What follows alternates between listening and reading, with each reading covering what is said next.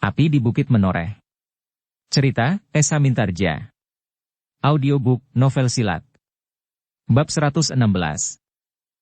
Gupita dan Gupala yang tidak merasa bahwa sepasang mata sedang memandanginya, duduk saja seenaknya.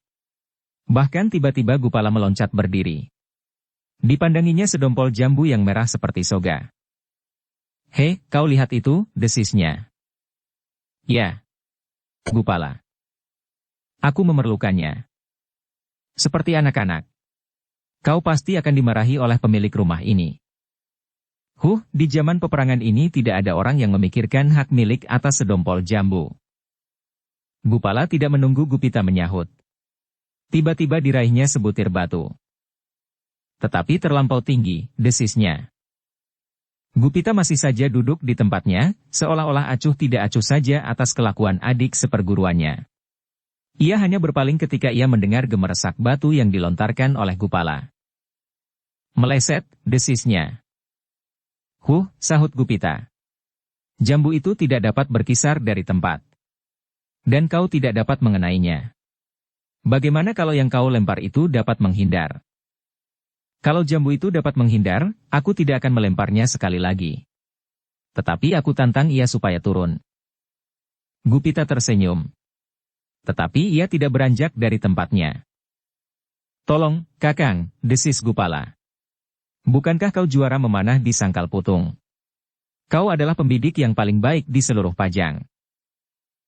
Bagaimana dengan bidikan gelang-gelang besi Kitambak Wedi?" Gupala menggeleng. "Entahlah.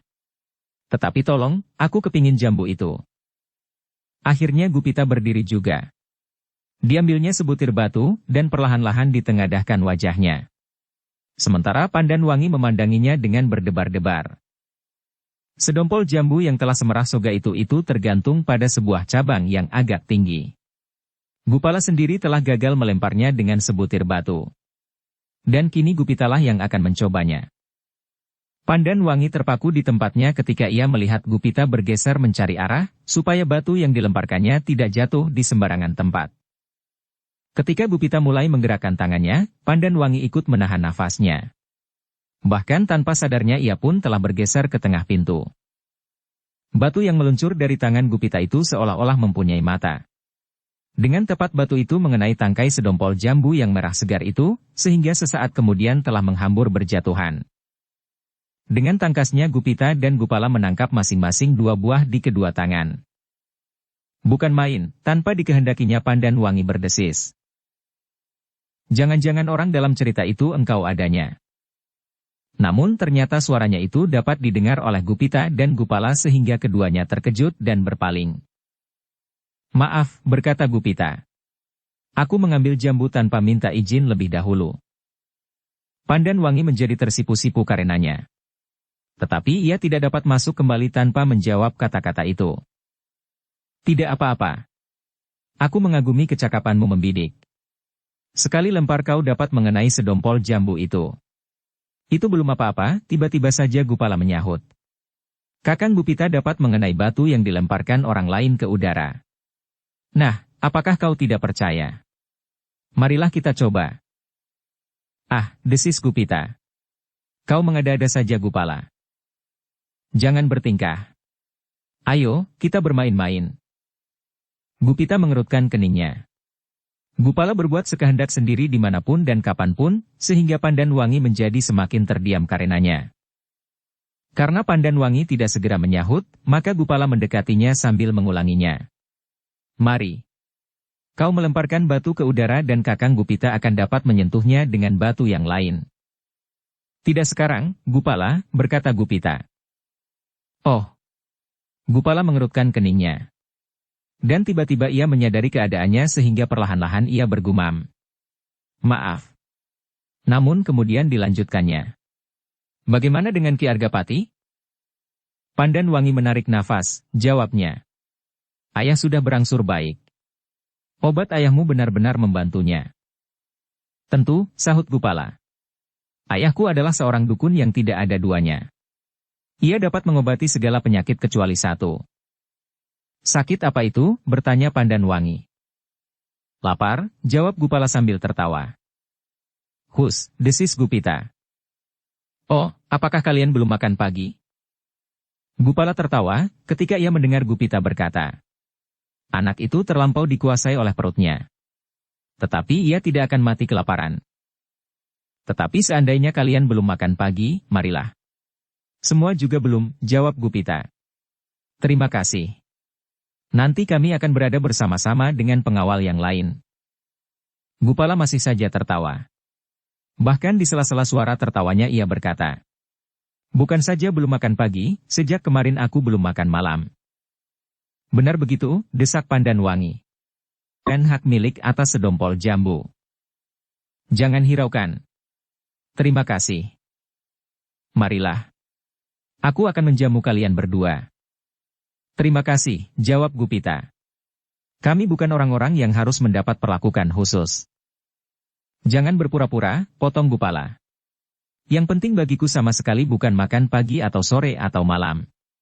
Tetapi aku berbangga bahwa aku akan menjadi tamu kehormatan Putri Kepala Tanah Perdikan Menoreh. Ah! Gupita berdesah dan Pandanwangi menundukkan kepalanya.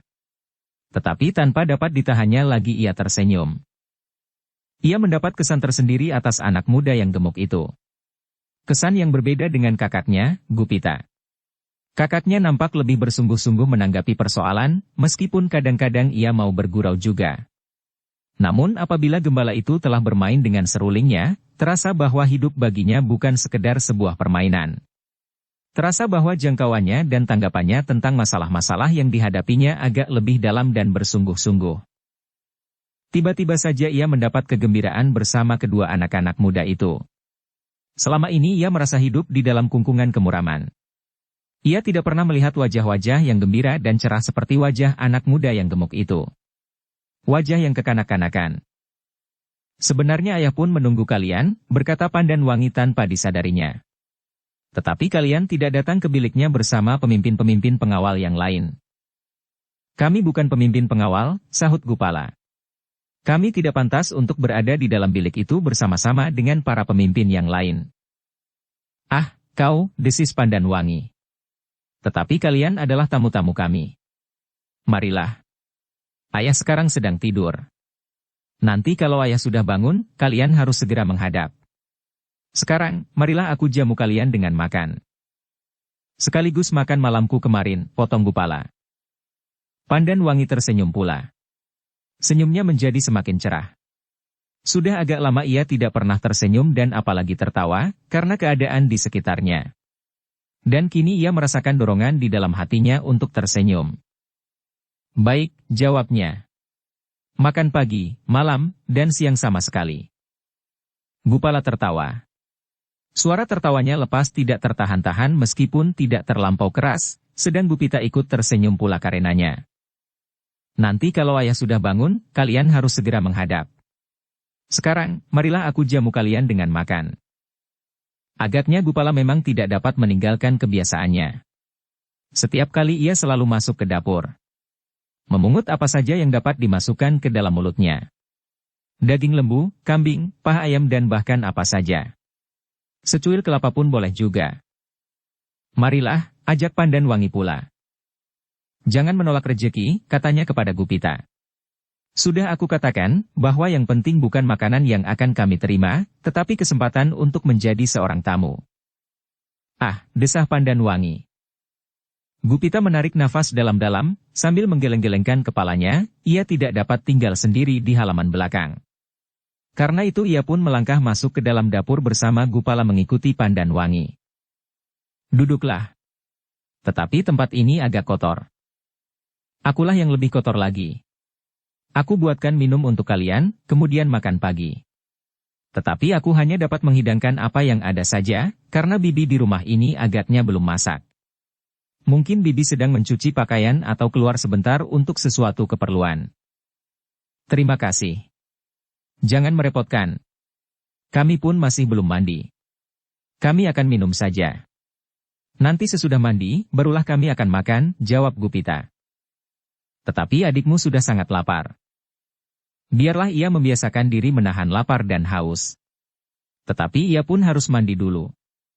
Membersihkan darah yang masih belum pampat benar. Darah, bertanya Pandanwangi.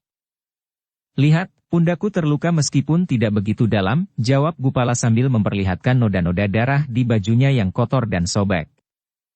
Tidakkah luka itu diobati? Ayahku seorang dukun.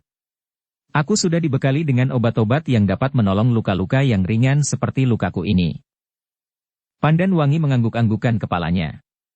Sambil menyiapkan minuman kedua anak-anak muda itu ia berkata, sudah agak dingin. Tetapi cukuplah untuk menghangatkan perut. Terima kasih. Pandan Wangi pun kemudian meletakkan mangkuk-mangkuk minuman itu di amben bambu. Air serai dengan gula kelapa. Bahkan disertai beberapa potong makanan. Terima kasih, terima kasih. Gupala mengangguk-anggukkan kepalanya. Aku ambilkan kalian makan kalau masih ada, meskipun sisa makan kemarin sore. Kami akan mandi dahulu, jawab Gupita. Biarlah kami makan bersama para pengawal yang lain. Minum dan makanan ini sudah lebih dari cukup.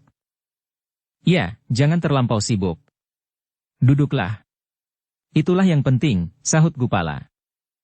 Ah, sekali lagi Pandan Wangi berdesah. Wajahnya menjadi kemerah-merahan seperti jambu yang menjelang tua. Betapa inginnya Pandan Wangi duduk bersama mereka, berbicara dan bergurau, namun ia tidak dapat melakukannya. Sebagai seorang gadis, ia masih selalu dibayangi oleh perasaan malu. Karena itu, ditemuinya keduanya sambil mengerjakan pekerjaan apa saja. Membuat api, merebus air dan pekerjaan-pekerjaan dapur yang lain. Duduklah, berkata Gupala, sehingga Gupita terpaksa menggamitnya. Kenapa? Gupala malah bertanya. Bukankah tidak apa-apa aku mempersilahkannya duduk? Pes, desis Gupita. Kenapa? Gupita menggeleng-gelengkan kepalanya, sedang wajah Pandan Wangi menjadi semakin merah, sehingga tangannya menjadi gemetar. Namun dalam pada itu, terkilas di dalam kenangannya, masa-masa kecilnya. Terasa sepercik kesegaran menyusup ke dalam dadanya. Seperti pada masa kanak-kanak, kakaknya Sidanti, setiap kali berada di rumah, selalu membawanya bermain-main. Tertawa, bergurau, dan bahkan berkejar-kejaran. Betapa segarnya masa kanak-kanak itu, katanya di dalam hati. Namun justru karena kenangan itu, maka wajahnya pun menjadi suram. Apalagi kini ia dihadapkan pada suatu kenyataan, bahwa kakaknya, Sidanti telah memusuhi ayahnya, dan bahkan telah membakar seluruh tanah perdikan ini menjadi abu. Tetapi Pandan Wangi berusaha menyembunyikan perasaannya terhadap kedua anak-anak muda itu. Ia tidak mau menyeret mereka ke dalam kemuramannya. Keduanya adalah anak-anak muda yang gembira, apalagi yang gemuk itu, seakan-akan sama sekali tidak pernah mengalami kesulitan di dalam hidupnya, seperti di masa kanak-kanak. Untuk mengurangi ketegangan di hatinya, Pandan Wangi yang sedang membersihkan paga bambu itu berkata, nanti kalau ayah bangun, kalian harus segera menghadap. Ayah memerlukan kalian. Gupala menarik nafas. Kau aneh. Kau belum mempersilahkan aku makan makananmu, kau sudah akan mengusir aku. Mau tidak mau Pandan Wangi harus tersenyum. Tetapi ia senang bahwa ia dapat tersenyum, bukan sekedar senyum yang dibuat-buat. Maaf. Aku lupa mempersilahkan. Minumlah dan makanlah. Di dalam geledek itu masih ada persediaan makanan. Kalau makanan itu habis, nanti biarlah aku tambah lagi. Gupala tertawa mendengarnya. Terima kasih. Terlalu kau, gumam Gupita. Tetapi Gupala tidak mempedulikannya. Ia mengambil tidak hanya sepotong makanan, tetapi dua sekaligus. Dengan sepenuh gairah, disuapkannya makanan itu ke dalam mulutnya. Sikap itu justru terasa menyenangkan sekali. Kalau Gupala itu mempunyai pintu di dadanya, seakan-akan pintu terbuka, sehingga apa yang tersimpan di dalam dadanya, dapat dilihat tanpa selubung apapun. Silahkan, tanpa sesadarnya ia berkata, sehingga Gupala berpaling karenanya. Sambil tersenyum ia menyahut, ketahuan juga agaknya. Pandan Wangi pun tertawa. Tetapi suara tertawanya segera terputus, ketika ia melihat seseorang yang bertubuh raksasa berdiri di muka pintu. Sejenak Pandan Wangi seakan-akan membeku di tempatnya. Sorot mata Wrahasta membayangkan hatinya yang kurang senang melihat keadaan di dalam dapur itu. Sekali-sekali Wrahasta memandangi kedua anak-anak muda itu berganti-ganti, kemudian memandangi Pandan Wangi dengan tajamnya. Gupita yang melihat kehadirannya pun menjadi berdebar-debar. Anak yang bertubuh raksasa itu tidak begitu senang kepadanya. Karena itu untuk tidak menimbulkan hal-hal yang tidak dikehendaki, maka ia selalu menghindari benturan pandangan. Tetapi Gupala mempunyai tanggapan lain. Ia belum begitu mengenal Urahasta, meskipun ia sudah mendengar serba sedikit tentang raksasa itu, namun Gupala sama sekali tidak mempedulikannya. Karena itu maka tanpa mengacuhkan gelagat di wajah Urahasta, Gupala berkata, "Hah, kau datang juga? Kemarilah. Makanan sudah tersedia." Urahasta mengerutkan keningnya. Wajahnya tiba-tiba menegang. Ia sama sekali tidak senang melihat sikap dan tingkah laku Gupala, namun dengan demikian justru ia terdiam sesaat. "Kemarilah, jangan malu-malu. Tidak ada orang lain. Adalah kebetulan bahwa di geledek ada sisa makanan," berkata Gupala selanjutnya. "Gupala," bisik Gupita. "Jagalah dirimu sedikit." Gupala mengerutkan keningnya. Hampir saja ia menjawab peringatan Gupita kalau Gupita tidak mendahuluinya. "Jangan berteriak. Orang ini mempunyai beberapa kelainan." Gupala mengangguk-anggukan kepalanya. Kini ia mulai memperhatikan wajah itu. Wajah raksasa yang kaku. Agaknya ia tidak pernah tertawa. "Pest!" Urahasta kemudian melangkah masuk ke dalam dapur. Dipandanginya Pandan Wangi dengan tajamnya. Sejenak kemudian terdengar suaranya. "Apa kerja anak-anak ini di sini?" Pandan Wangi masih selalu mencoba menahan dirinya.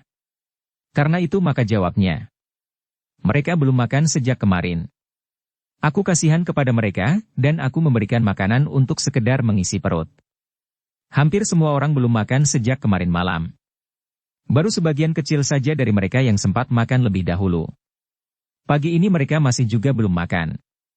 Aku baru melihat nasi diantar ke gardu-gardu dan ke tempat-tempat peristirahatan para pengawal. Dan di sini orang-orang asing ini mendapat perlakuan khusus yang berlebih-lebihan. Itu tidak adil. Biar saja mereka pergi ke tempat para pengawal untuk menerima makan mereka. Kenapa harus di sini?" Dada Pandan Wangi menjadi berdebar-debar. Ia menyadari betapa penting kedudukan Urahasta di kalangan para pengawal. Tetapi kata-kata itu sangat menyakitkan hatinya. Ia sudah terlanjur menerima keduanya sebagai tamunya. Tiba-tiba Urahasta datang memaki-maki. "Nah, biarkan mereka keluar," sambung raksasa itu. "Urahasta," berkata Pandan Wangi. "Aku sengaja membawa mereka kemari, supaya aku tidak kehilangan mereka lagi. Bukankah kau mendengar juga, bahwa ayah memanggil keduanya untuk menghadap? Itu hanya sekedar sopan santun. Dan aku pun akan membawa mereka menghadap. Tetapi tidak di dapur seperti ini. Kalau Ki Gede sudah bangun, biarlah keduanya datang ke dalam biliknya. Kalau aku ikat mereka di sini, mereka tidak akan pergi lagi, dan kita tidak usah mencarinya." "Nah, itulah kepandaian putri kepala tanah perdikan ini," sahut Gupala. "Kalau kepada kami berdua ini disediakan makanan, minuman, apalagi ingkung ayam, maka sehari penuh kami tidak akan beranjak dari amben ini." Gupita menarik nafas dalam-dalam, sedang Pandan Wangi menggigit bibirnya, sementara Gupala berkata terus. "Marilah Kisanak. Minuman hangat dan makanan yang agak wayu sedikit, justru membuat tubuh menjadi segar bugar, meskipun belum mandi." Wajah Urahasta justru menjadi semakin tegang. Dengan suara yang datar ia berkata, "Tetapi tidak sepantasnya kalian mendapat perlakuan yang khusus. Para pengawal tanah ini pun tidak mendapat perlakuan seperti kalian, bahkan para pemimpinnya, Paman Samekta, Paman Karti, dan aku sendiri." "Itulah bedanya," jawab Gupala. "Aku adalah seorang tamu di tanah ini. Tamu memang harus mendapat perlakuan yang lain. Hanya tamu yang tidak sopanlah yang tidak menurut ketentuan dari tuan rumahnya. Ayo, jangan banyak bicara. Aku adalah tuan rumah di atas tanah perdikan ini." "Urahasta," potong Pandan Wangi.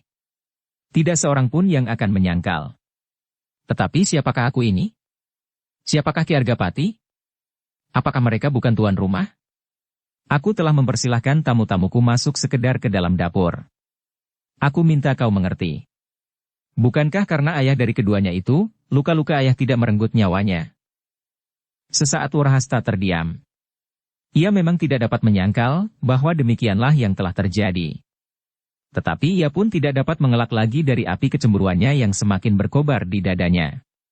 Perasaan yang demikian bagi anak-anak muda dapat menjadikan pendorong untuk berbuat sesuatu, namun dapat juga menjadi racun yang berbahaya.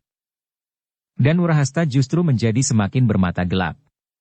Dengan suara yang gemetar ia berkata, "Pandanwangi, persilahkan tamumu meninggalkan ruangan ini. Biarlah berada di ruang sebagai tamu yang terhormat, yang telah menyelamatkan nyawa Ki Gede. Biarlah Paman Samekta, Paman Karti dan para pemimpin yang lain menemuinya. Bukan kau. Kau adalah seorang gadis. Apakah kau telah berlaku sepantasnya bagi seorang gadis?" Dada Pandanwangi berdesir mendengar kata-kata Wurahasta. Agaknya Wurahasta sudah tidak dapat menahan hati lagi, sehingga Pandanwangi itu menjadi semakin meyakini latar belakang dari sikap anak muda yang bertubuh raksasa itu. Namun justru dengan demikian, runtuhlah perasaan iba di hati gadis itu. Kemarahan yang telah merayapi jantungnya, tiba-tiba menjadi lilih. Pandanwangi mengenal kemampuan Gupita dan menurut penilaiannya, tentu juga Gupala tidak akan jauh berbeda daripadanya. Karena itu, maka perselisihan di antara mereka harus dihindari. Menilik sifat kedua anak-anak muda itu, maka Gupala mempunyai cara yang lain dalam menanggapi raksasa itu. Kalau Gupita masih selalu berusaha menahan dirinya, namun agaknya Gupala akan berbuat lain. Karena itu maka Pandanwangi harus menjaga, agar di antara mereka tidak timbul salah paham. Apabila demikian, maka Gupala pasti akan bertindak dengan sungguh-sungguh.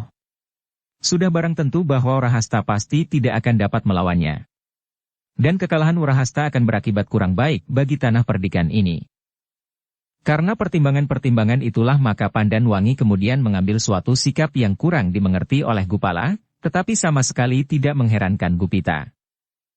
"Baiklah," berkata Pandanwangi kemudian.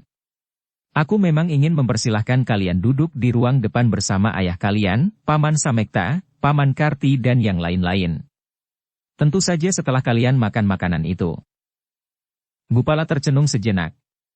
Dipandanginya wajah Pandanwangi dan Wurahasta berganti-ganti. "Oh." Pandanwangi berkata pula. "Atau barangkali kalian akan mandi dahulu?" Namun Gupala menggelengkan kepalanya. "Tidak. Aku tidak perlu mandi. Aku dapat makan tanpa mandi 10 hari 10 malam. Apalagi di peperangan." Dada Pandanwangi berdesir. Ia merasa bahwa tamunya yang gemuk itu merasa tersinggung. Itulah yang dicemaskannya. Tetapi kalau anak itu tetap berada di dapur, maka perselisihan yang lebih tajam mungkin akan terjadi.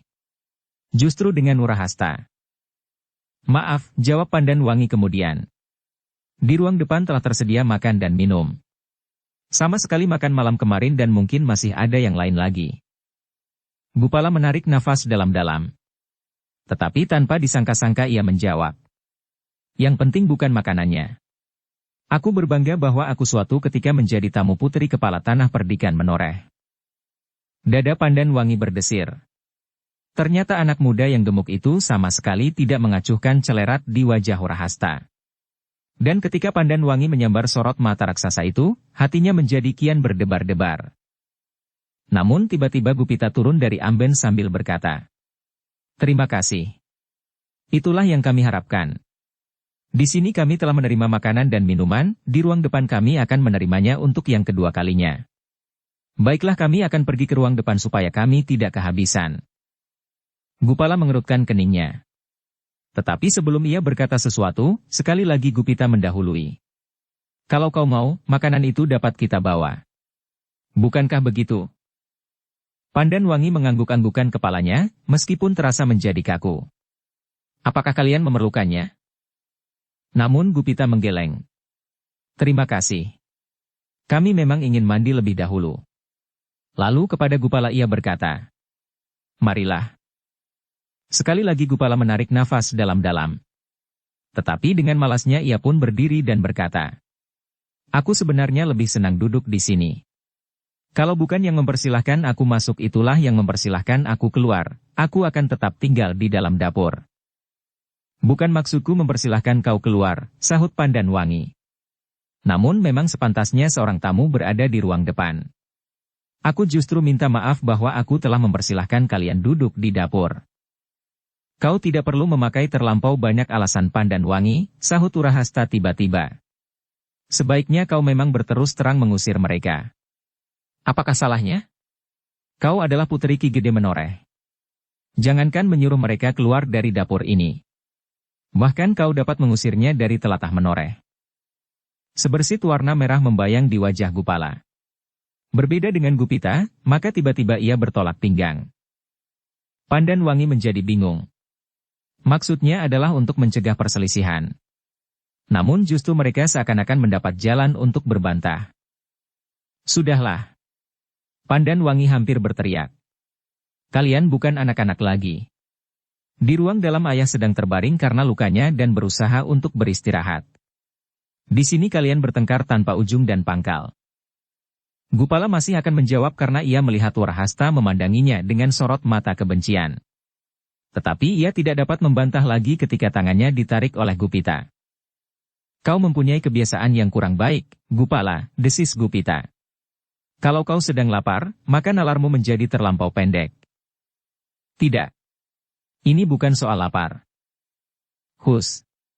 Gupita berdesis sambil menarik lengan adiknya. Marilah. Jangan membuat kesulitan. Kau di sini menjadi seorang tamu. Kau harus tunduk kepada tuan rumah. Dan kita memang dipersilahkan keluar dari dapur. Aku yakin bahwa Pandan Wangi tidak akan ingin menyakitkan hati kita. Memang bukan Pandan Wangi. Anak yang kasar itulah yang memang harus mendapat pelajaran sekali-kali. Gupala menggeram, tetapi ia sudah menjadi semakin jauh dari pintu dapur. Kenapa anak itu tidak kau putar saja batang lehernya ketika kau mendapat kesempatan untuk berkelahi? Ah, kau terlalu terburu nafsu, itulah yang selalu dicemaskan oleh guru. Gupala mengumpat. Ketika ia berpaling dilihatnya Pandan Wangi juga meninggalkan dapur, justru keluar dari pintu belakang dan cepat melingkari sudut rumah, masuk ke pintu butulan samping. Sebenarnya bahwa Pandan Wangi pun menghindari pertemuan seorang dengan seorang. Ia tidak mau tersudut dalam kesulitan. Karena itu ketika Gupala ditarik oleh Gupita keluar dari dapur, maka ia pun segera menyusulnya pula. Pandan Wangi, panggil Urahasta. Aku perlu dengan kau sebentar. Pandan Wangi tertegun sejenak. Sepercik keraguan-raguan melonjak di hatinya. Apakah ia akan tetap tinggal di dapur bersama Urahasta, atau tidak? Kalau ia tetap berada di dapur, maka ia pasti harus menjawab berbagai macam pertanyaan yang dapat membuatnya pening. Aku ingin berbicara dengan kau, Wangi, berkata Urahasta kemudian. Terasa tengkuk Pandan Wangi meremang. Ia tidak dapat mengerti sendiri, kenapa ia tidak berani menyatakan perasaannya berterus terang. Bukan karena pertimbangan-pertimbangan tentang pertahanan tanah perdikan Menoreh saja, tetapi karena ia memang tidak akan sampai hati untuk mengatakannya. Ia tidak akan sampai hati melihat Urahasta menjadi kecewa dan mungkin menjadi patah hati dan bermata gelap. Seandainya kedua anak-anak muda gembala kambing itulah yang menjadi sasaran, maka hal itu pasti akan menjadi bencana bagi dirinya sendiri karena Pandan Wangi telah dapat menjajaki imbangan kekuatan mereka. Ketika Urahasta melangkah mendekatinya, tiba-tiba Pandan Wangi menengadahkan wajahnya. Urahasta, apa kau dengar ayah memanggil? Urahasta tertegun. Sepertinya iya. Dengarlah baik-baik. Pandan Wangi memiringkan kepalanya. Oh, aku harus segera menghadap. Urahasta menarik nafas dalam-dalam ketika ia melihat Pandan Wangi menghambur keluar. Tetapi terasa hatinya berdesir. Ia sama sekali tidak mendengar suara Ki Argapati. Dan seandainya benar, bukan jalan itu yang akan dilalui Pandan Wangi. Gadis itu pasti akan masuk ke dalam lewat pintu masuk, bukan pintu keluar. Tiba-tiba Urahasta menyusul sampai ke pintu. Ia masih melihat Pandan Wangi berputar, kemudian hilang di balik sudut. Namun ia mengangguk-anggukan kepalanya ketika ia melihat Gupala dan Gupita menjadi semakin jauh di halaman belakang. Agaknya mereka akan melalui butulan, pergi ke sungai kecil yang mengalir di pinggir padukuhan ini. Namun hatinya menjadi semakin tidak tenteram. Anak muda itu seakan-akan menjadi semakin rapat bergaul dengan Pandan Wangi, dan agaknya Pandan Wangi pun menerima kehadiran mereka dengan hati terbuka. Apalagi agaknya anak yang gemuk itu mempunyai tanggapan yang lain kepadanya. Tidak seperti kakaknya agak lebih tenang. Sayang, Ki Argapati sedang membutuhkan ayah mereka. Kalau tidak, Keduanya pasti sudah aku usir dengan paksa. Aku tidak senang melihat kehadiran mereka di padukuhan ini, desis Warahasta. Tetapi untuk sementara aku tidak dapat berbuat apa-apa. Pandan Wangi yang kemudian masuk kembali ke dalam rumah itu lewat butulan samping, langsung pergi ke bilik ayahnya. Dengan hati-hati ia memasukinya dan kemudian duduk di atas sebuah dingklik kayu di sudut ruangan. Perlahan-lahan ia menarik nafas dalam-dalam. Terasa debar jantungnya menjadi semakin cepat. Bagaimana aku harus menghindarinya? Pertanyaan itu selalu mengganggunya. Namun Pandan Wangi memasa bahwa pada suatu saat ia harus mengambil suatu sikap. Ia tidak akan dapat untuk seterusnya menghindar dan menghindar. Karena ia menyadarinya bahwa bukanlah suatu penyelesaian. Pada saatnya ia harus menjawab, ya, atau tidak. Selama ini, meskipun hanya setitik, agaknya Warahasta selalu berpengharapan. Sehingga apabila kelak pada saatnya ia mendengar jawaban yang lain, maka hatinya pasti akan patah. Akibatnya akan dapat terungkap dalam berbagai-bagai bentuk. Karena itu Pandan Wangi menjadi semakin bingung. Sekali-sekali dipandanginya wajah ayahnya yang pucat, kemudian dilemparkannya tatapan matanya ke sudut bilik, ke atas sebuah ajuk-ajuk lampu minyak. Warna yang kehitam-hitaman membayang di dinding di sebelah ajuk-ajuk itu. Di malam hari, apabila lampu menyala, maka asapnya selalu menyentuh dinding itu. Pandan Wangi tidak menyadari berapa lama ia duduk di tempat itu. Ia seakan-akan tersadar ketika ia mendengar desah napas ayahnya. Dengan serta-merta Pandan Wangi berdiri. Dihampirinya pembaringan ayahnya perlahan-lahan. Wangi, desis ayahnya. Ya, ayah. Apakah sejak tadi kau berada di sini? Tidak ayah. Aku sudah pergi ke dapur dan keluar. Oh, Ki Argapati mengangguk-anggukkan kepalanya perlahan-lahan. Di manakah orang-orang yang lain? Di luar, ayah. Mereka pun sedang beristirahat di serambi depan. Bahkan mungkin paman-paman sedang tidur pula. Kedua prajurit itu? Juga di luar. Terima kasih. Dan kedua gembala muda itu? Mereka berada di belakang, ayah. Apakah ayah akan memanggilnya? Tetapi Ki Argapati menggelengkan kepalanya. Tidak sekarang, Wangi. Aku masih ingin beristirahat. Tetapi badanku sudah terasa jauh lebih baik. Ki Argapati berhenti sejenak. Beritahukan kepada pamanmu Samekta. Aku memerlukannya dan para pemimpin yang lain. Aku ingin berbicara nanti sesudah senja. Baik, ayah. Pandan Wangi mengerutkan keningnya. Ia ingin menanyakan apakah ayahnya ingin makan. Tetapi ia cemas, kalau Rahasta masih berada di dapur. Namun demikian, ia terpaksa mengesampingkan kecemasannya itu dan bertanya kepada ayahnya. Apakah ayah ingin makan? Ki Argapati menggelengkan kepalanya. Tidak, Wangi. Tetapi berilah aku minum. Pandan Wangi pun kemudian mendekatkan mangkuk minuman ke mulut ayahnya yang berusaha mengangkat kepalanya. Terima kasih, desis ayahnya kemudian. Sekarang temuilah pamanmu Samekta. Kita harus membicarakan kelanjutan dari peperangan ini supaya kita tidak terlambat. Aku kira saat ini Tambak Wedi dan Sidanti pun sedang memikirkan suatu cara untuk menebus kekalahannya hari ini. Sebenarnya lah bahwa Tambak Wedi yang sedang dilanda oleh kemarahan, kekecewaan, keraguan-raguan, dan segala macam perasaan yang bercampur baur, lagi duduk bersama Sidanti, Argajaya, Ki Pedasura, dan beberapa orang pemimpin pasukannya yang lain. Setiap kali orang tua itu menggeram, menghentak-hentakan tangannya dan kadang-kadang berteriak tanpa sebab. Sidanti adalah salah seorang yang paling kecewa karena pasukannya harus ditarik mundur. Tetapi di hadapan gurunya yang sedang marah itu, Sidanti sama sekali tidak berkata apapun. Ia mengenal tabiat guru dan sekaligus ayahnya itu dengan baik, selama ia berada di padepokan Tambak Wedi. Dalam keadaan yang demikian, tidak seorang pun yang berani membantahnya.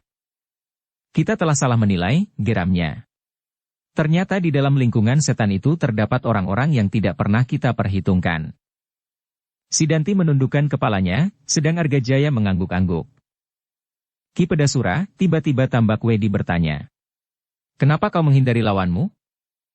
Aku tidak mau mati, jawab Ki Pedasura. Gila. Apakah kau sudah menjadi seorang pengecut? Di peperangan, mati adalah akibat yang wajar. Tetapi aku memang tidak ingin kau mati. Aku ingin kau membunuh musuhmu. Aku telah membunuh dan melukai lebih dari 10 orang. Kalau aku tidak menghindari orang berkumis lebat itu, akulah yang mati dan dengan demikian aku tidak dapat membunuh lagi. Orang berkumis itu pun sebenarnya tidak begitu mengecutkan hati. Tetapi ia bekerja bersama beberapa orang. Kerjasama yang sangat baik, sehingga aku menghindarinya. Kitambak Wedi sama sekali tidak menghiraukannya. Ia tidak pernah menaruh perhatian terhadap seseorang yang berkumis. Ada 1000 orang berkumis di dalam pasukan Ki Argapati. Kita tidak boleh menunggu Argapati sembuh dan dapat maju ke peperangan lagi, berkata Kitambak Wedi. Kita harus cepat-cepat menyusun kekuatan. Tanpa Kimuni dan Kiwasi. Ternyata mereka hanya mampu berbicara saja, berteriak-teriak. Tetapi mereka sama sekali tidak berarti apa-apa di peperangan. Kiwasi terbunuh oleh orangnya sendiri, desis Argajaya.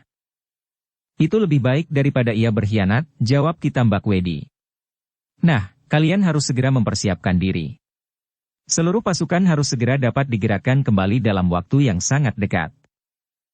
Argajaya menarik nafas dalam-dalam. Jawabnya ragu-ragu. Tidak mungkin terlampau cepat Kitambak Wedi.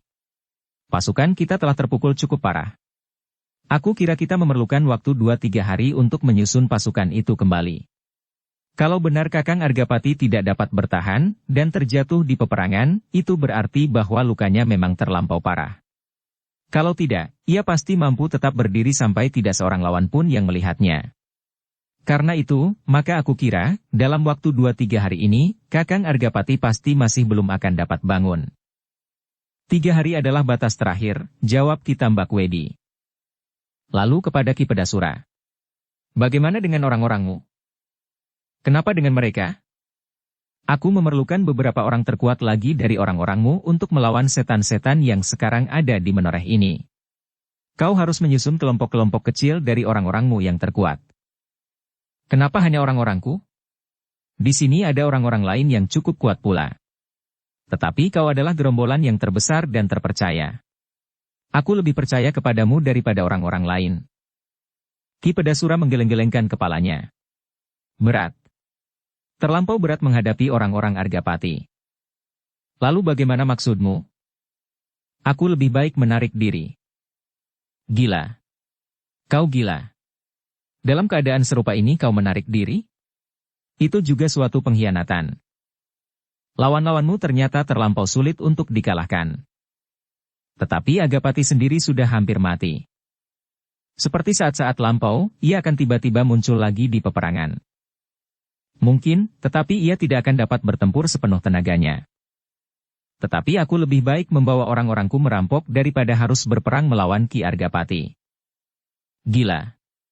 Itu tidak mungkin. Kenapa tidak? Aku bukan orangmu yang harus tunduk kepadamu. Tetapi kita sudah membuat perjanjian. Aku ingin membatalkan perjanjian. Gila, kau gila Pedasura. Kau tidak dapat membatalkan perjanjian itu. Itu adalah suatu pengkhianatan. Dan kau harus menyadari, hukuman dari seorang pengkhianat. Apa? Tiba-tiba Ki Pedasura tersenyum. Kau akan menghukum aku? Kau sangka aku semacam katak yang begitu saja dapat kau injak-injak. Tapi aku mampu membunuhmu. Mungkin aku akan mati, tetapi separuh dari anak buahmu pasti akan mati juga. Orang-orangku yang tersisa akan dapat memanggil beberapa orang yang dapat membakar tanahmu menjadi abu. Kami meskipun tanpa aku, dapat menjelajahi ujung tanahmu ini sampai ke ujung yang lain, membunuh setiap orang dan merampas semua milik mereka, selagi kau berkelahi melawan Argapati. Baik, tiba-tiba Sidanti tidak dapat menahan hati. Marilah kita bertempur sampai sampiuh. Biarlah kita binasa semuanya. Apakah kau kira kau dapat menakut-nakuti kami? Apakah begitu yang kau kehendaki, Sidanti? Jawab Ki Pedasura. Hampir saja Sidanti meloncat menerkam orang itu. Tetapi Kitambak Wedi berhasil menahannya. Duduklah yang baik, Sidanti. Sidanti menggeram, tetapi ia duduk kembali di tempatnya. Ternyata betapa kemarahan membakar dada gurunya, orang tua itu masih dapat lebih menahan hati daripadanya sendiri. Pedasura masih duduk tenang-tenang saja di tempatnya. Bahkan ketika Sidanti telah duduk kembali ia berkata, Kenapa tidak kau biarkan saja anak itu mati? Jangan membakar hatinya lagi, bentak Ki Tambak Wedi. Kita ternyata adalah orang-orang yang paling bodoh di dunia. Kita bercita-cita setinggi langit, tetapi kita tidak pernah setia kepada cita-cita itu sendiri. Masalah-masalah yang tidak berarti kadang-kadang selalu kita anggap lebih penting dan lebih berharga untuk dipersoalkan. Sidanti hanya dapat menundukkan kepalanya untuk menyembunyikan sorot matanya yang membara. Dalam pada itu Argajaya masih mematung di tempatnya. Kadang-kadang ia mengerutkan keningnya, kadang-kadang mengangguk-anggukan kepalanya, namun kadang-kadang ia menggeretakkan giginya. Ki Pedasura seolah-olah sama sekali tidak memperhatikan orang-orang yang berada di sekitarnya. Namun ternyata orang-orangnya lah yang telah mempersiapkan diri mereka diam-diam. Ki Pedasura, berkata Ki Tambak Wedi kemudian. Marilah kita persoalkan masalah yang sedang kita garap sekarang. Kita sudah tidak dapat berhenti di tengah-tengah jalan. Kita harus berjalan terus. Memang kau dapat memeras kami dalam saat-saat seperti ini. Tetapi seperti kau, kami pun dapat berbuat dengan sikap putus asa. Kalau kita membenturkan diri kita satu sama lain, maka akulah yang pasti akan tetap hidup. Harapan terbesar Sidanti dan Argajaya pun akan tetap hidup pula. Kematian orang lain dapat kami kesampingkan, apabila kami telah kehilangan arah perjuangan kami. Tetapi tidak demikian dengan kami. Aku, Sidanti, Argajaya, dan anak-anak muda, bahkan setiap laki-laki di atas bukit menoreh ini akan tetap berjuang untuk mencapai suatu cita-cita yang telah kita pahatkan di dalam hati. Cita-cita itu adalah cita-cita kalian. Bukan cita-cita kami. Benar, tetapi bukankah di dalam perjanjian itu telah tersebutkan bahwa kau akan mendapat banyak manfaat dari kemenangan ini? Dan bukankah manfaat itu juga suatu cita-cita bagimu? Terlampau berat. Sama sekali tidak seimbang dengan korban yang harus aku berikan. Tetapi itu lebih baik daripada kau tumpas di sini bersama-sama dengan kami. Katakanlah seperti yang kau ramalkan, separuh dari kami. Kemudian kami menyerah, dan Sidanti akan diterima kembali oleh ayahnya. Sementara itu, kami akan menumpas sisa-sisa orang-orangmu di sarangmu. Gila. Kalian jangan mencoba menakut-nakuti dan memperbodoh kami. Dan kau jangan mencoba berkhianat. Aku akan bekerja terus buat kau, tetapi selain yang tersebut dalam perjanjian, aku memerlukan tanahmu di bagian selatan membujur ke timur sampai ke Kali Praga. Gila, sekali lagi Sidanti meloncat berdiri, bahkan kali ini bersama-sama dengan Argajaya. Dengan suara yang bergetar Argajaya berkata, "Kau akan memeras kami dengan cara yang licik itu, Pedasura." Pedasura mengerutkan keningnya.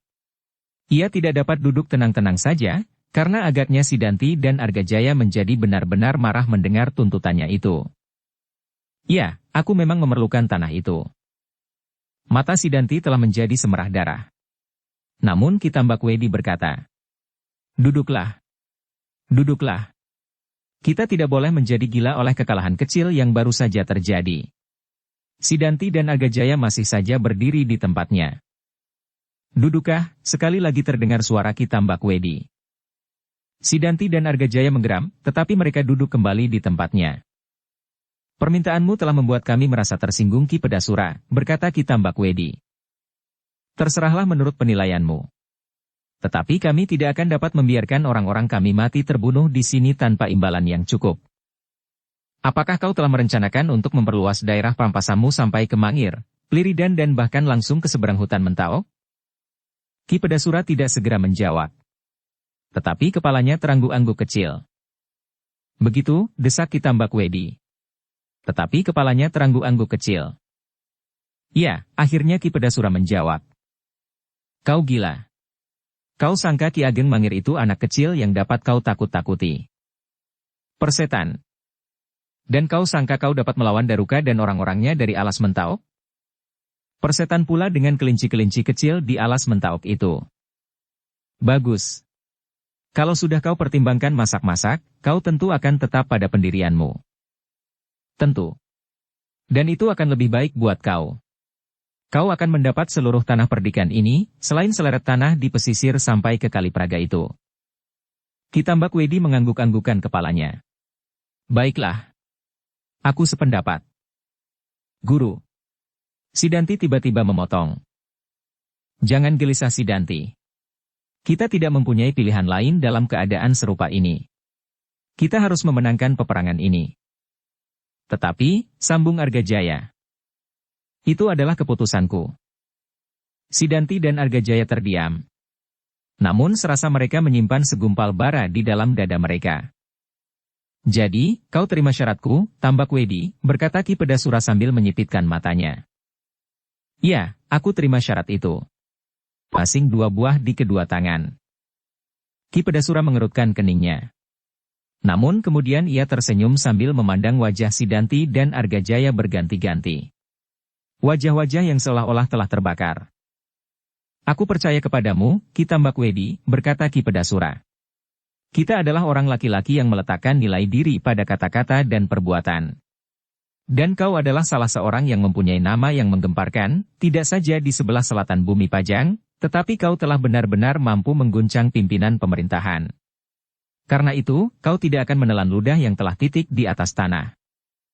Ya. Aku pertaruhkan namaku atas janjiku. Terima kasih, sahut Ki Pedasura. Biarlah aku menyiapkan orang-orangku untuk peperangan yang lebih besar dan waktu yang tidak terbatas. Ya, lakukanlah. Aku memerlukan setiap orang di dalam pasukanku. Secepat mungkin. Aku tidak dapat menunggu sampai terlambat. Apalagi sampai orang-orang Pajang semakin banyak berdatangan. Ki Pedasura tertawa. Kemudian ia pun berdiri meninggalkan ruangan itu, diikuti oleh beberapa orang yang lain. Begitu Ki Pedasura keluar dari pintu, Sidanti dan Argajaya tidak dapat bersabar lagi. Hampir bersamaan mereka bertanya. Kenapa guru memenuhi permintaan itu? Tetapi Ki Tambakwedi tersenyum. Jawabnya. Apakah kau kira aku akan memenuhinya kelak? Tetapi Kiai telah mempertaruhkan nama Kiai. Oh, kau sangka namaku adalah nama yang bersih seputih kapas? Biarlah. Namaku adalah nama yang memang aku korbankan untuk kepentingan kalian, untuk kepentingan tanah perdikan ini. Ki Tambakwedi berhenti sejenak, lalu. Setelah kita selesai dengan Argapati, maka kita akan segera menyelesaikan tikus-tikus yang hanya akan meringkihkan kita saja. Sidanti tidak menyahut. Tetapi kepalanya tertunduk. Ia tidak begitu senang mempergunakan cara itu. Cara seorang pengecut. Jangan terlampau terikat oleh kejantanan dalam hubungan dengan orang-orang seperti Ki Pedasura, berkata Ki Tambakwedi kemudian. Orang itu terlampau licik. Dan kita pun harus licik pula menghadapinya. Sidanti menarik nafas dalam-dalam. Tetapi ia tidak menyahut lagi. Juga Argajaya tidak berkata sepatah kata pun lagi. Beristirahatlah kalian. Sebentar lagi kalian harus bekerja keras. Menghimpun semua kekuatan yang ada. Kalian harus segera mendapat tenaga baru dari ujung sampai ke ujung tanah perdikan ini yang kira-kira dapat kita pergunakan. Kita harus mendapatkan kekuatan sedikit-dikitnya sebanyak yang telah kita pergunakan. Hampir setiap orang telah berada di dalam barisan, jawab Argajaya. Kita masih menyimpan banyak tenaga. Kalian belum memanggil orang-orang yang berada di lereng-lereng Bukit Menoreh dan di pesisir selatan. Aku sangsi, apakah mereka sependirian dengan kita? Samekta pasti telah sampai ke sana pula. Dan sebagian dari mereka pasti telah terpengaruh olehnya. Kita jelajahi tanah perdikan ini. Baiklah, jawab Argajaya. Aku akan mencobanya. Aku memerlukan waktu sehari. Kemudian sehari lagi untuk menghimpun setiap kekuatan yang telah terkumpul. Di hari ketiga kita telah siap untuk menggempur pedukuhan yang dibentengi dengan pring ori itu, geram Ki Tambakwedi, lalu. Semakin cepat selesai, pasti akan semakin baik. Di pihak Argapati pun jumlah pasukannya pasti sudah berkurang. Dan mereka tidak akan berkesempatan untuk mendapatkannya lagi dari luar pagar itu. Mudah-mudahan, desis Argajaya. Kita harus yakin, sahut Ki Tambakwedi. Nah, aku pun akan beristirahat pula. Kalian harus melakukan tugas kalian sebaik-baiknya tanpa menunggu perintah lagi. Ingat, jagalah perasaan kalian, sehingga tidak menimbulkan persoalan yang dapat mengganggu kekuatan kita. Sidanti dan Argajaya mengangguk-anggukan kepala mereka. Dan sejenak kemudian mereka pun segera pergi meninggalkan ruangan itu. Ketika Ki Tambakwedi tinggal duduk seorang diri, maka tampaklah ia merenung. Ia menjadi sangat kecewa atas kekalahan yang baru saja dialaminya. Orang-orang yang tidak diperhitungkan ternyata tiba-tiba saja telah muncul di peperangan. Dan justru orang-orang itu adalah orang-orang yang ikut menentukan. Secepatnya Argapati harus terbunuh. Secepatnya. Iblis lereng Merapi itu menggeretakkan giginya. Ia pun kemudian berdiri dan meninggalkan ruangan itu. Seperti orang yang kurang yakin, maka ia pun melihat orang-orangnya yang masih mampu untuk bertempur di waktu-waktu yang dekat. Jangan berkecil hati.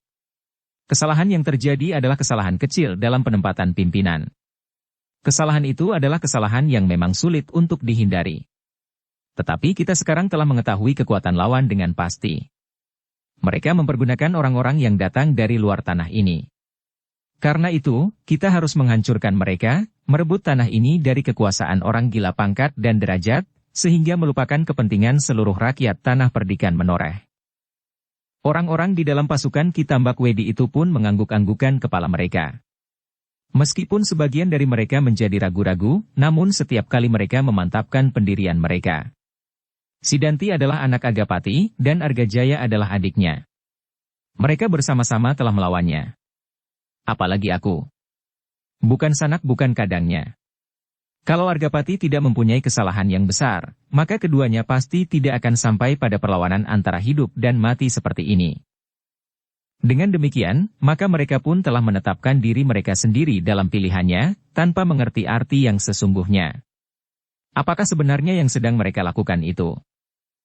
Pada saat Sidanti, Argajaya dan pembantu-pembantunya sedang sibuk mempersiapkan orang-orang mereka, memberikan pengharapan dan beberapa macam janji-janji, dan Ki Pedasura yang sedang tertawa-tawa di antara anak buahnya, maka pada saat itu pula Ki Argapati sedang berbaring di pembaringannya, dikerumuni oleh para pemimpin pasukannya. Mereka berpaling ketika mereka melihat seorang gadis yang memasang lampu diajuk-ajuk di sudut ruangan. "Duduklah pula di sini, Pandanwangi," desis ayahnya. Pandanwangi pun kemudian melangkah mendekat dan duduk di pembaringan ayahnya pula. "Kita akan berbicara tentang peperangan," berkata ayahnya. Dan Pandanwangi pun mengangguk-anggukkan kepalanya. "Kemarilah, mendekatlah semua," berkata Ki Argapati kepada para pemimpin itu.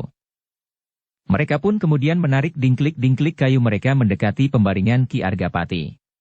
Mereka adalah gembala tua yang telah mengobati Ki Argapati, kedua orang pengawal Sutawijaya, Hanggapati dan Dipasanga, kemudian Samekta, Karti, dan Wurahasta.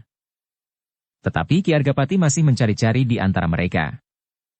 Sehingga kemudian ia bertanya, "Di mana kedua anak-anak itu?" Wurahasta mengerutkan keningnya.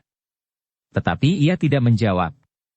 Dipandanginya wajah Pandanwangi yang menjadi gelisah karenanya. Hampir saja ia mengatakan tentang keduanya, namun ketika dilihatnya alis Wurahasta yang berkerut, maka ia pun mengurungkan niatnya. "Biar orang lain sajalah yang menjawabnya," katanya di dalam hati. "Di mana?" ulang Ki Argapati. "Pasing 2 buah di kedua tangan." "Mereka berada di halaman, Ki Gede," jawab gurunya. "Suruhlah mereka masuk." "Sudahlah, Ki Gede, biarlah mereka berada di halaman. Mereka hanya akan memenuhi ruangan ini saja. Biarlah aku nanti menyampaikan kepada mereka setiap keputusan. Tetapi aku belum bertemu dengan mereka sejak pertempuran berakhir." "Mereka baik-baik saja, Ki Gede. Hanya Gupala tersentuh senjata Ki Muni yang tajamnya memang bukan main. Itulah yang telah membakar perasaannya, sehingga ia kehilangan kendali." "Tidak, bukan karena kehilangan kendali," jawab Ki Argapati. "Adalah wajar sekali, di setiap peperangan, pada suatu saat terpaksa membasahi senjata dengan darah lawan. Justru aku akan mengucapkan terima kasih kepada mereka. Akan aku sampaikan kepada mereka, Ki Gede," berkata gembala tua itu. Ki Argapati mengangguk-anggukan kepalanya. Ia sama sekali tidak menaruh suatu kecurigaan apapun tentang kedua anak-anak muda itu. Ki Argapati yang masih harus tetap berbaring itu sama sekali tidak mengerti perasaan apa yang sebenarnya sedang bergolak di dada putrinya, di dada Wurahasta, dan pengamatan gembala tua itu atas kedua anak-anaknya. Gembala itu sudah mendengar cerita tentang kedua anak-anaknya, sikap Wurahasta dan hubungan-hubungan lain yang memungkinkan persoalan-persoalan yang tidak menyenangkan. Karena itu, sebagai orang tua yang mencoba untuk menghindari persoalan-persoalan yang tidak perlu, maka ia sudah berusaha membatasi kedua anak-anaknya. "Baiklah," berkata Ki Argapati kemudian. Kalau mereka lebih senang menunggu di luar. Aku kira yang ada di dalam ruangan ini sudah cukup lengkap untuk mewakili setiap orang di dalam pasukan kita. Begitulah, jawab gembala tua itu. Ki Argapati mengangguk-anggukan kepalanya. Sejenak ia merenung, dan sejenak kemudian ia berkata, sayang, lukaku menjadi kambuh. Padahal kita sudah tersudut dalam suatu keadaan yang harus cepat kita tanggapi. Mereka yang mendengar, mengangguk-anggukan kepala tanpa mereka sadari. Karena apa yang dikatakan oleh Ki Argapati itu adalah yang mereka katakan di dalam hati masing-masing. Kalau kita terlambat, maka Tambak Wedi akan datang lagi bersama pasukannya yang lebih kuat. Iya, Ki Gede, jawab Samekta. Mungkin Ki Tambak Wedi menjadi mata gelap dan berbuat semakin jauh menyesatkan orang-orang dari tanah perdikan ini. Hubungan dengan orang-orang semacam Ki Pedasura, sebenarnya sama sekali tidak menguntungkan bagi tanah ini. Tentu. Dan tidak mustahil apabila Ki Tambak Wedi akan terdorong semakin jauh lagi dalam hubungan itu. Dengan demikian kita harus menanggapinya secepat-cepatnya. Jadi bagaimana pendapatmu, Samekta? Samekta tidak segera menjawab. Tanpa disadarinya ia berpaling, memandangi wajah gembala tua yang sedang berkerut-merut. Ki Gede, berkata Samekta kemudian. Meskipun bukan orang menoreh, tetapi mereka yang sudah membantu kita, agaknya akan dapat memberikan pertimbangan-pertimbangan yang baik meskipun tidak mengikat. Tentu, sahut Ki Argapati. Nah, bagaimana pertimbangan kalian? Hanggapati, Dipasanga, dan gembala tua itu merenung sejenak. Yang mula-mula berbicara adalah gembala tua itu. Kalau aku diperkenankan memberikan pertimbangan, Ki Gede, maka sebaiknya kita tidak menunggu saja di dalam lingkungan Pring Ori ini. Sebelum mereka menyadari apa yang terjadi setelah peperangan ini, sebaiknya kita menyusul mereka, masuk kembali ke induk tanah perdikan ini. Ki Argapati mengerutkan keningnya. Namun ia melihat setiap orang mengangguk-anggukan kepalanya. Bahkan Nurahasta menyambung. Ya Ki Gede. Itu adalah jalan yang paling dekat untuk mengambil kembali tanah ini dari tangan mereka. Saat-saat ini mereka pasti sedang menyusun kekuatan mereka kembali. Aku kira apabila kita menyusul mereka, mereka pasti akan terperanjat. Sedang induk tanah perdikan itu justru tidak mempunyai pagar Pring Ori serapat ini. Ki Argapati masih belum menjawab.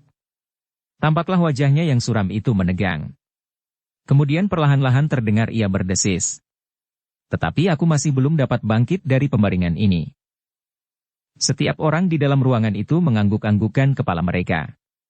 Mereka mengerti betapa Ki Argapati sedang dikungkung oleh luka yang parah di dadanya itu.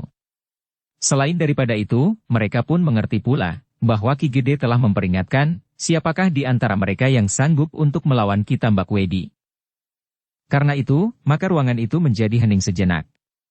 Tetapi, Ki Argapati pun kemudian berbicara pula perlahan-lahan. Kita memang tidak dapat menunggu lagi. Soalnya sekarang, bagaimana kita harus melawan iblis yang paling licik itu? Gembala tua yang ada di dalam bilik itu pun menarik nafas dalam-dalam. Kini ia telah sampai pada suatu batas tertentu, di mana ia tidak akan dapat bergurau lagi. Kalau ia kali ini harus menyatakan cirinya, maka ia pun harus menyelesaikannya sekaligus.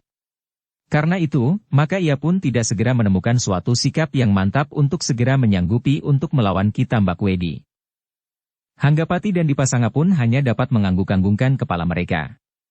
Mereka berdua tidak akan dapat menyatakan diri mereka untuk bersama-sama melawan Ki Tambak Wedi, karena mereka berdua pun tidak yakin bahwa Ki Tambak Wedi dapat mereka tundukkan. Dengan demikian maka sekali lagi mereka yang ada di dalam ruangan itu terdiam sejenak. Ki Gede. Samektalah kemudian yang memecahkan kediaman mereka. Kalau Ki Tambak Wedi sempat menyiapkan pasukannya dan bahkan mungkin menghimpun orang-orang yang masih bertebaran di desa-desa kecil di atas tanah perdikan ini, entah dengan cara apapun yang akan ditempuhnya, maka kita akan menghadapi kesulitan. Ya, aku mengerti Samekta, jawab Ki Argapati. Pendapat itu adalah pendapat yang paling baik saat ini. Tetapi yang membuat kita bertanya-tanya, siapakah lawan Ki Tambak Wedi? Hanya itu. Samekta menarik nafas dalam-dalam. Tanpa sesadarnya ia memandangi wajah gembala tua yang duduk sambil mengangguk-angguk kecil. Apakah ia mampu, desis Samekta di dalam hatinya. Di dalam peperangan ini ternyata ia dapat mengusir Ki Pedasura yang tingkat ilmunya tidak terlampau jauh di bawah Ki Tambakwedi. Tetapi apakah ia bersedia dan mampu untuk berhadapan dengan Ki Tambakwedi sendiri, meskipun seandainya diperlukan 1 atau 2 orang untuk membantunya? Dalam keraguan-raguan itu Rahasta berkata, "Ki Gede, kita memang tidak mempunyai pilihan lain. Karena itu, bagaimanakah seandainya kita menyusun suatu kelompok kecil dari orang-orang pilihan untuk menghadapi Ki Tambakwedi?" Ki Argapati mengangguk-angguk. "Memang mungkin dilakukan, Urahasta. Nah, bagaimana menurut pertimbanganmu? Mungkin 2-3 orang yang akan memimpin kelompok kecil itu. Ki Hanggapati, Ki Dipasanga, dan salah seorang dari kami, maksudku, Paman Samekta, Paman Karti, atau aku." Ki Argapati masih mengangguk-anggukan kepalanya. Katanya, "Lalu bagaimana pertimbanganmu mengenai Sidanti dan Argajaya? Kita dapat membuat kelompok-kelompok serupa. Pandan Wangi didampingi oleh salah seorang dari kami, dan yang lain bersama-sama melawan yang seorang dari mereka." Gembala tua yang duduk terangguk-angguk itu pun masih juga terangguk-angguk. Ia merasakan keanehan sikap Urahasta ini. Di dalam susunannya sama sekali tidak disinggung-singgung Gupala dan Gupita, juga dirinya sendiri. Tetapi gembala tua itu masih juga berdiam diri. "Urahasta," berkata Ki Argapati itu. "Pada dasarnya, pikiran itu adalah pikiran yang sebaik-baiknya. Kita harus mengambil jalan itu untuk melawan para pemimpin di dalam pasukan Ki Tambakwedi. Hanya mungkin kau masih melupakan beberapa orang yang ada di antara kita. Dukun tua ini, dan kedua anak-anaknya." Urahasta mengerutkan keningnya. Dipandanginya gembala tua itu. Kemudian katanya, "Kita akan berterima kasih kalau ia bersedia membantu kita Ki Gede. Kita masih mempunyai seorang lawan. Ki Pedasura. Biarlah mereka bersama-sama melawan Ki Pedasura." Argapati mengerutkan keningnya. Katanya, "Urahasta, bukankah kau tahu bahwa gembala tua itu seorang diri dapat mengalahkan Ki Pedasura, dan salah seorang anaknya bersama-sama dengan Pandan Wangi mampu melukainya? Kau dapat mengambil kesimpulan, kemungkinan yang dapat mereka lakukan untuk peperangan ini. Itu adalah pertimbangan yang bijaksana," sahut Karti. "Kisanak ini memiliki kemampuan di atas kita. Setidak-tidaknya ia mampu melawan Ki Pedasura. Nah, bagaimana kalau pikiran Urahasta itu mendapat perubahan sedikit? Maksudku, biarlah dukun tua ini menempatkan diri bersama 1-2 orang untuk melawan Ki Tambakwedi." Dada Urahasta menjadi berdebar-debar. Sebenarnya ia mengakui bahwa memang kemungkinan itulah yang paling baik. Tetapi dengan demikian, kedudukan gembala itu akan menjadi semakin kuat, sehingga kedua anak-anaknya pun menjadi semakin mantap pula berada di lingkungan tanah perdikan ini. Padahal bagi Urahasta, kedua anak-anak gembala itu merupakan duri yang serasa selalu menyengat dagingnya. Hampir saja Urahasta berteriak menolak pendapat Karti itu. Namun ternyata ia tidak dapat mencari alasan yang lebih baik lagi. Karena itu, maka tanpa mengucapkan jawaban ia menundukkan kepalanya untuk menyembunyikan kesan di wajahnya. Yang terdengar adalah suara Ki Argapati lambat. "Pendapatmu tepat Karti. Tetapi biarlah aku bertanya kepadanya, karena ia seorang tamu bagi kita di sini, apakah ia bersedia melakukannya? Seandainya ia bersedia, maka aku percaya bahwa ia tidak memerlukan orang lain untuk melawan Ki Tambakwedi." Karti mengerutkan keningnya. Kemudian mengangguk perlahan. Dipandanginya wajah gembala tua yang masih menunduk itu. Kemudian wajah Ki Argapati yang pucat. Ketika terpandang olehnya wajah Urahasta, maka orang tua itu melihat sepercik kekecewaan membayang di sorot matanya. Tetapi Urahasta tidak dapat mencegah pertimbangan Ki Argapati itu. Karena ia tidak akan dapat membuat kemungkinan yang lebih baik daripada itu. Ruangan itu menjadi hening sejenak. Mereka seakan-akan menunggu sikap gembala tua yang masih tetap berdiam diri itu. "Bagaimana pendapat Kisanak?" bertanya Ki Argapati. "Kau sudah mendengar apa yang seharusnya aku katakan kepadamu." Gembala tua itu menarik nafas dalam-dalam. "Tidak ada kemungkinan lain yang lebih baik daripada itu. Kami sudah tidak dapat melihat kekuatan di atas bukit ini yang mampu untuk melakukannya." Gembala tua itu mengangguk-anggukkan kepalanya. Berbagai pertimbangan telah memenuhi dadanya. Namun akhirnya ia sampai pada kepentingan yang lebih dekat pada diri sendiri. Aku seharusnya tidak melibatkan diri terlampau jauh di dalam persoalan ini, katanya di dalam hati. Tetapi apabila aku melepaskan kemungkinan kali ini, maka akibatnya akan menjadi sangat jauh. Memang tidak ada orang yang dapat ditempatkan di ujung pasukan untuk melawan Ki Tambakwedi.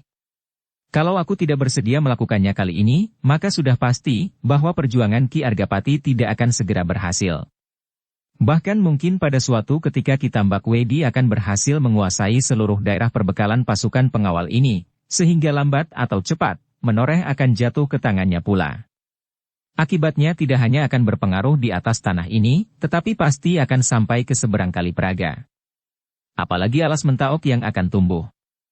Mangir, Pliridan, dan akan sampai pula ke sebelah alas Mentaok dan alas Tambakbaya. Gembala tua itu menarik nafas. Bahkan terbayang di kepalanya, Ki Tambakwedi akan terus melawat ke timur, ke Pajang dan daerah di sekitarnya. Apalagi agaknya Pajang baru disaput oleh awan yang suram, sepeninggal Ki Gede Pemanahan. Bagaimana Kiai? Bertanya Ki Argapati kemudian karena gembala tua itu masih belum menjawab. Perlahan-lahan orang tua itu menarik nafas dalam-dalam. Kemudian ia pun bertanya. Tetapi apakah kalian percaya kepadaku bahwa aku akan dapat melawan Ki Tambakwedi? Ki Argapati yang sedang terluka itu tersenyum. Katanya. Betapa kami dapat menduga akhir dari pertempuran itu? Namun menurut perhitunganku, maka kau akan dapat melakukannya. Bagaimanapun kau mencoba merendahkan dirimu, tetapi kami tidak akan salah memandang kemampuan yang ada padamu, Kiai. Gembala tua itu menarik nafas. Sekilas disambarnya wajah Wurahasta yang tegang. Kami sangat mengharap bantuanmu, Kisanak, berkata Ki Argapati. Mungkin kau mentertawakan aku, bahwa dalam penyelesaian tanah ini aku harus mencari bantuan kepada orang lain. Ki Argapati berhenti sejenak, kemudian. Tetapi tanah ini berada dalam keadaan darurat. Kami harus melawan kekuatan yang membahayakan. Dan kami tahu bahwa kau dan anak-anakmu pun mempunyai tujuan serupa. Gembala tua itu tidak segera menjawab. Ia masih dicengkam oleh kebimbangan. Kami, seluruh tanah perdikan ini menunggu keputusanmu, desis Ki Argapati. Wurahasta mengerutkan keningnya. Ia tidak sependapat dengan Ki Argapati, yang seolah-olah menggantungkan nasib tanah perdikan ini kepada orang tua itu. Apakah yang dapat dilakukannya tanpa kami? Tanpa seluruh pengawal tanah perdikan Menoreh dan para pemimpinnya. Namun dadanya berdesir ketika ia mendengar justru orang tua itu yang mengucapkannya. Katanya, apakah artinya aku seorang diri, Ki Gede? Kekuatan Menoreh terletak pada para pengawalnya. Kalau aku kemudian ikut serta di dalamnya, aku hanyalah setitik air di dalam lautan. Ki Gede mengangguk-anggukan kepalanya. Dan Wurahasta yang tegang itu menundukkan kepalanya, seolah-olah orang tua itu melihat isi dadanya dan telah menyebutkannya. Namun dengan demikian, Wurahasta melihat suatu kelebihan pada orang tua itu. Orang tua yang oleh orang-orang Menoreh sendiri telah dianggap sebagai satu-satunya penolong yang dapat melepaskan tanah ini dari bencana, ternyata orang itu sendiri tidak melepaskan pengakuan bahwa sebenarnya kekuatan terbesar adalah terletak pada orang-orang Menoreh sendiri. Kiai, berkata Ki Gede. Kau memang seorang yang aneh. Tetapi baiklah aku bertanya sekali lagi, apakah kau bersedia bekerja bersama kami mengalahkan kekelaman maksud Ki Tambakwedi untuk menguasai tanah ini? Gembala tua itu termenung. Namun kemudian perlahan-lahan kepalanya bergerak-gerak. Sambil mengangguk-angguk kecil ia berkata, baiklah, Ki Gede. Lepas dari masalah tanah perdikan Menoreh, aku memang mempunyai persoalan dengan orang itu. Ki Gede mengerutkan keningnya. Tanpa sesadarnya ia bertanya. Persoalan apakah yang telah melibat kalian? Gembala itu menggelengkan kepalanya. Persoalan yang langsung dan bahkan terlampau pribadi. Ki Argapati mengangguk-anggukan kepalanya. Ya, persoalan yang terlampau pribadi. Ia berhenti sejenak, kemudian. Adalah kebetulan sekali. Kebetulan bagi tanah perdikan ini, bahwa kau berada di sini dengan persoalanmu itu, sehingga kau akan terlibat dalam pertentangan di antara keluarga Menoreh. Gembala itu mengangguk-anggukan kepalanya. Nah, berkata Ki Argapati. Masalah yang lain tidak akan terlampau sulit. Gembala tua ini akan langsung berhadapan dengan iblis dari lereng Gunung Merapi itu. Aku percaya kepadanya dan aku sama sekali tidak meragukan kemenangan yang bakal datang. Beberapa orang di dalam ruangan itu mengangguk-anggukkan kepala mereka. Pandan Wangi menunggu keputusan ayahnya dengan hati yang berdebar-debar. Dan ia melihat bahwa pembicaraan itu agaknya sudah akan segera selesai. Namun sekilas Pandan Wangi melihat juga wajah Warahasta yang menegang. Dan Pandan Wangi menjadi berdebar-debar karenanya. Apabila pada suatu ketika Warahasta tidak dapat mengekang dirinya lagi, maka akibatnya tidak akan menyenangkannya, dan bahkan tidak akan menyenangkan bagi tanah perdikan ini. Setiap unsur di dalam pasukan ini memang menentukan, desis Pandan Wangi di dalam hatinya. Apabila salah satu dari unsur-unsur ini tanggal, maka akibatnya akan membuat kita menyesak untuk waktu yang lama. Agaknya kekuatan yang ada di dalam pasukan ini terlampau terbatas, sehingga kita memerlukan seluruhnya. Tidak boleh ada satupun yang tinggal.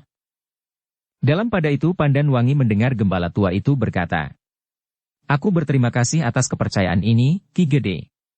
Selanjutnya marilah kita bersama-sama berdoa, mudah-mudahan kita berhasil kali ini." "Ya, kita akan bersama-sama berdoa," sahut Ki Argapati. "Kita merasa bahwa kita berada di pihak yang benar." Ki Argapati itu berhenti sejenak, kemudian, "Kita harus segera menentukan kapan kita akan berangkat. Aku akan ikut dalam pasukan itu." "Ki Gede," setiap orang terperanjat mendengar keinginan itu. Ki Gede masih belum sehat sama sekali. "Tetapi aku adalah kepala tanah perdikan ini. Dalam peperangan yang menentukan, aku tidak boleh duduk bertopang dagu." "Ki Gede tidak sedang bertopang dagu," desis gembala tua itu. "Sedang duduk saja Ki Gede masih terlampau sulit. Bagaimana Ki Gede dapat bertopang dagu sambil berbaring?" Ki Gede menarik nafas. Katanya kemudian, "Tetapi aku ingin memimpin penyerangan itu. Aku ingin ikut memasuki induk tanah perdikan itu bersama pasukanku." "Bagaimana hal itu dapat dilakukan, Ki Gede?" bertanya Samekta. "Samekta," berkata Ki Gede, "kau harus menyiapkan sekelompok kecil pengawal yang dapat kau percaya. Aku akan pergi bersama mereka dengan sebuah tandu. Aku harus memimpin sendiri peperangan ini. Sementara aku mempercayakan perlawanan langsung atas Ki Tambak Wedi kepada dukun tua ini." "Ayah," desis Pandan Wangi, "sebaiknya ayah tinggal di sini. Kami yang berangkat ke Medan, akan selalu mencoba berbuat sebaik-baiknya. Kami mengharap bahwa salah seorang dari kami akan dapat menghadap ayah untuk melaporkan bahwa kami telah merebut kembali padukuhan induk itu." Tetapi Ki Argapati menggeleng. "Tidak. Aku adalah seorang prajurit bagi tanah perdikan, sehingga aku harus berada di Medan." Gembala tua itu mengerutkan keningnya. Katanya, "Ki Gede akan mengganggu tugas yang telah dipercayakan kepadaku. Aku harus memperhatikan Nenggala Ki Tambak Wedi di satu pihak, di lain pihak aku harus memperhatikan obat yang harus aku sediakan buat Ki Gede." Bersambung ke bab 117.